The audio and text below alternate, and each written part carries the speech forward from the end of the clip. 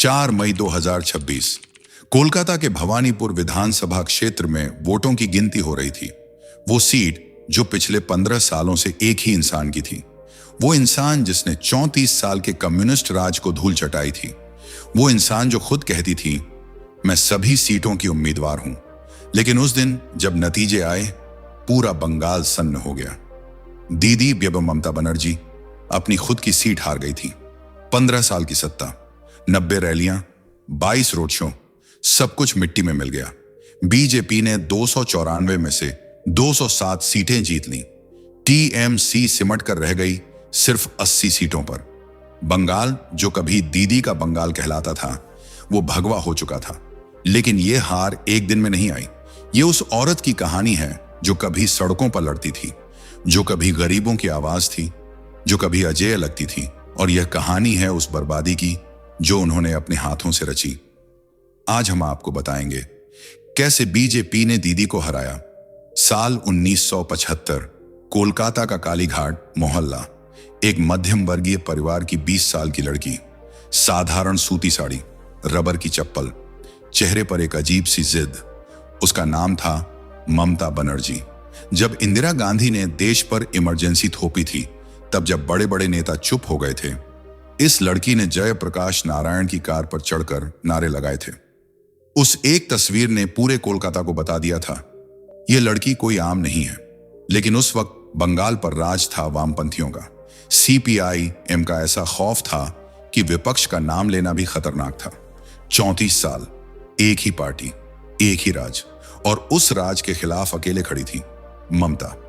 1984 में जब ममता पहली बार लोकसभा चुनाव लड़ी, तो उनके सामने थे सीपीआई-एम के दिग्गज नेता सोमनाथ चटर्जी।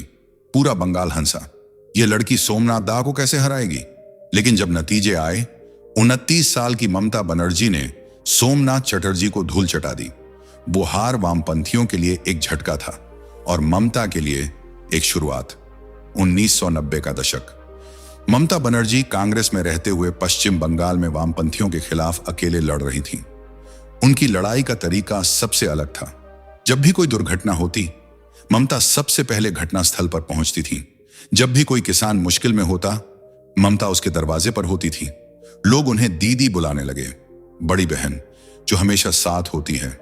1997 में ममता ने कांग्रेस छोड़ी और अपनी पार्टी बनाई, all India Trinamool Congress, TMC. Party के झंडे पर लिखा था, मां, माटी, मानुष, मां, धरती और इंसान। यह सिर्फ एक नारा नहीं था, यह ममता की पहचान थी। लेकिन टीएमसी की शुरुआत बेहद मुश्किल थी। 2001 के विधानसभा चुनाव में टीएमसी को करारी हार मिली। 2006 में भी वामपंथी जीते, लेकिन ममता ने हार नहीं मानी। और तभी आया वो मोड़ जिसने पूरे बंगाल की राजनीति बदल दी। साल 2006, पश्चिम बंगाल के सिंगूर में वामपंथी सरकार ने टाटा मोटर्स के लिए किसानों की जमीन जबरन छीनी।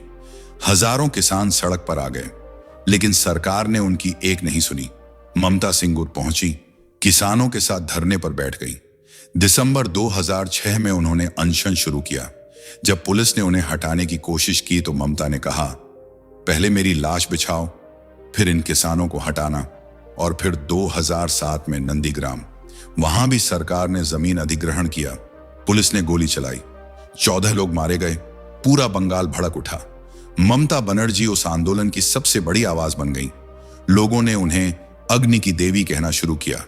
2011 आते आते वामपंथियों का 34 साल का किला ढह गया। ममता बनर्जी पश्चिम बंगाल की पहली महिला मुख्यमंत्री बनी। 213 सीटें, एक ऐतिहासिक जीत।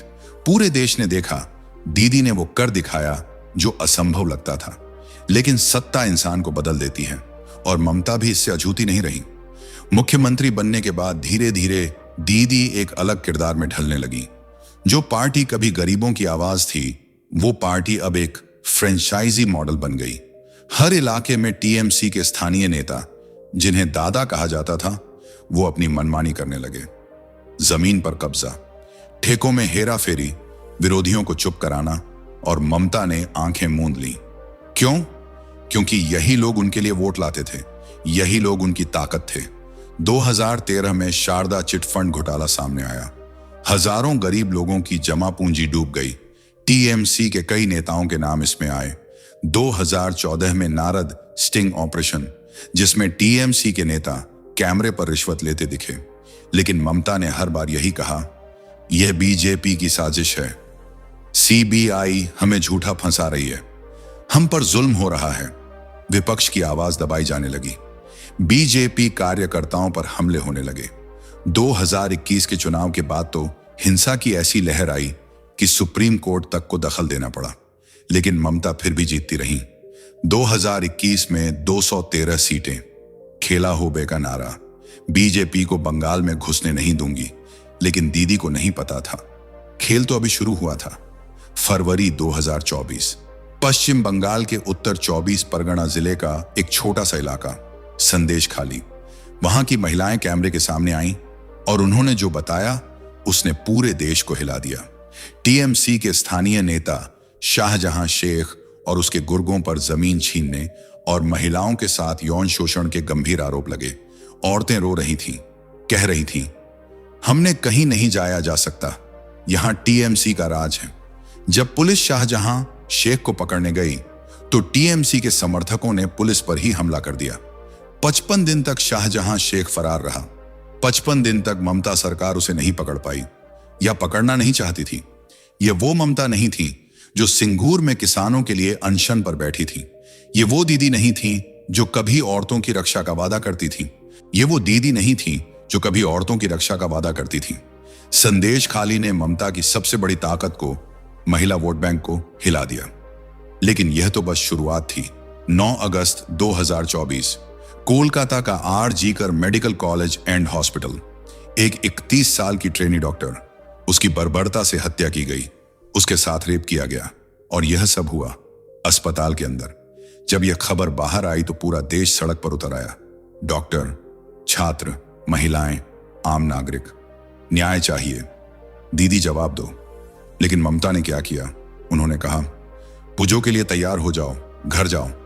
दुर्गा पूजा की बात करते हुए उन्होंने प्रदर्शनकारियों को लौट जाने को कहा। पूरे देश में आग लग गई। इस बयान को बीजेपी ने चुनावी हथियार बना लिया।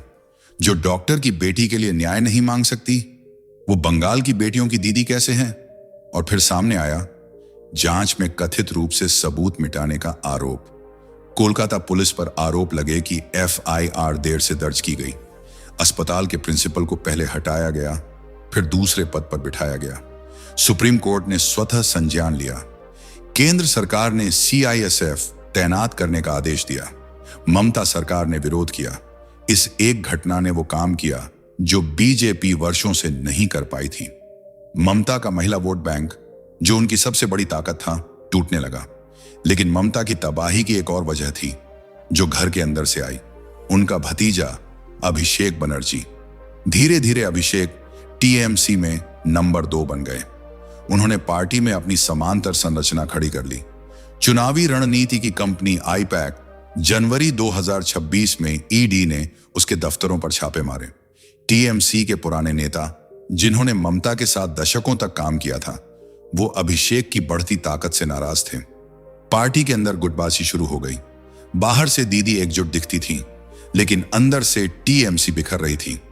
2021 से ही बीजेपी ने बंगाल के लिए एक लंबी रणनीति बनाई थी। पहला कदम, सुवेंदु अधिकारी, ममता के सबसे करीबी और भरोसेमंद नेता। 2020 में सुवेंदु बीजेपी में शामिल हो गए। उनके साथ टीएमसी के दर्जनों नेता और लाखों समर्थक बीजेपी में आ गए। सुवेंदु को बंगाल की नब्ज पता थी और उन्होंने बीजेपी को वो रास्ता दिखाया जो बाहर के नेता कभी नहीं ढूंढ पाते। दूसरा कदम, प्रवासी मजदूर। बंगाल से लाखों मजदूर काम के लिए दूसरे राज्यों में जाते थे। 2026 के चुनाव से पहले बीजेपी ने उनके लिए 2.2 मिलियन यानी 22 लाख मजदूरों के लिए स्पेशल ट्रेनें चलाईं, घर वापसी, वोट देने के लिए। यह एक मास्टर स्ट्रोक था। तीसरा कदम, महिला वोट बैंक को तोड़ना। ममता की सबसे बड़ी योजना थी लक्ष्मीर भंडार, महिलाओं को 1000 रुपए महीना। बीजेपी ने वादा किया, हम 3000 रुपए महीना देंगे, 3 गुना। जिन महिलाओं ने संदेश खाली और आर.जी.कर के बाद पहले ही ममता से मुंह फेर लिया था, उन्होंने बीजेपी का हाथ थाम लिया। चौथा कदम, 45% वोट शेयर। 2021 में बीजेपी को 38% वोट मिले थे, 2024 लोकसभा में 39%, 2026 विधानसभा में 45% से ज्यादा। बीजेपी ने वो किया जो उसने पहले कभी नहीं किया था, वोट को सीटों में बदला। 207 सीटें। बंगाल में पहली बार बीजेपी की सरकार। 4 मई 2026, भवानीपुर, वो सीट जो ममता की अपनी सीट थी। काउंटिंग शुरू हुई। शुरुआत में ममता आगे थी, फिर धीरे धीरे सुवेंदु अधिकारी आगे निकलने लगे, और जब अंतिम नतीजा आया, ममता बनर्जी 15,000 से ज्यादा वोटों से हार गई थी। वो महिला जो कहती थी मैं सभी सीटों की उम्मीदवार हूं, वो अपनी खुद की सीट हार गई। काउंटिंग सेंटर के बाहर जब अभिषेक बनर्जी आए तो बीजेपी समर्थकों ने नारे लगाए, चोर चोर, 15 साल की सत्ता, 90 रैलियां, 22 रोड शो, 71 साल की उम्र, और सब कुछ धूल में। बंगाल भगवा हो चुका था, तो आखिर क्यों हारी ममता? पहला कारण भ्रष्टाचार, शारदा, नारद, कोयला तस्करी, मवेशी तस्करी, घोटालों की एक लंबी फहरिस्त। जनता थक गई थी। दूसरा कारण महिला असुरक्षा। संदेश खाली और आरजीकर ने ममता की महिला हितैषी छवि को तोड़ दिया। जिन महिलाओं ने 2011 में दीदी को सीएम बनाया था, उन्होंने 2026 में उन्हें उखाड़ फेंका। तीसरा कारण परिवारवाद। अभिषेक बनर्जी की बढ़ती ताकत से पार्टी के पुराने नेता नाराज थे। पार्टी अंदर से खोखली हो गई। चौथा कारण विपक्ष को खत्म करने की कोशिश। जब आप विपक्ष को कुचलते हैं तो जनता का गुस्सा कहीं नहीं जाता, वो धीरे धीरे जमा होता रहता है, और 2026 में वो गुस्सा बीजेपी के वोट बन गया। पांचवां कारण अहंकार। ममता ने कहा था बीजेपी को बंगाल में घुसने नहीं दूंगी। उन्होंने बीजेपी को कभी गंभीरता से नहीं लिया, और यही उनकी सबसे बड़ी गलती रही। हार के अगले दिन ममता बनर्जी मीडिया के सामने आई। उनके चेहरे पर थकान थी, लेकिन आवाज में वही पुरानी जिद, मैं अब एक आम नागरिक हूं, एक आजाद परिंदा। चुनाव आयोग ने बीजेपी का साथ दिया। मेरा जनादेश चुरा लिया गया, लेकिन जनता चुप थी। 15 साल की सरकार और 9 मिलियन यानी 90 लाख मतदाताओं को रोल से हटाए जाने के आरोप। जांच एजेंसियां जुट गई हैं। बंगाल की राजनीति एक नए अध्याय में दाखिल हो चुकी है। दोस्तों, ममता बनर्जी की कहानी सिर्फ एक नेता के उठने और गिरने की कहानी नहीं है।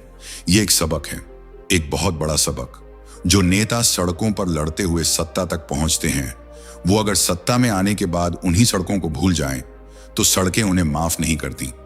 जो नेता कभी औरतों का हाथ थाम कर आगे बढ़े, अगर वो औरतों के दर्द को अनदेखा करें, तो औरतें उनका हाथ छोड़ देती हैं। जो नेता कभी भ्रष्टाचार के खिलाफ लड़े, अगर वो खुद भ्रष्टाचार की छाया में बैठ जाएं, तो जनता उन्हें उखाड़ फेंकती है। यही लोकतंत्र की ताकत है, यही भारत की ताकत है। बंगाल ने 2011 में 34 साल के वामपंथी राज को खत्म किया था। 2026 में बंगाल ने 15 साल के टीएमसी राज को खत्म किया। जनता ने अपना फैसला सुना दिया, और यही फैसला, यही जनशक्ति भारत को महान बनाती है। जय हिंद, जय भारत, वंदे मातरम। दोस्तों, अगर आपको यह वीडियो पसंद आया हो तो इसे एक लाइक जरूर दीजिए। मिलते हैं अगले वीडियो में। जय हिंद।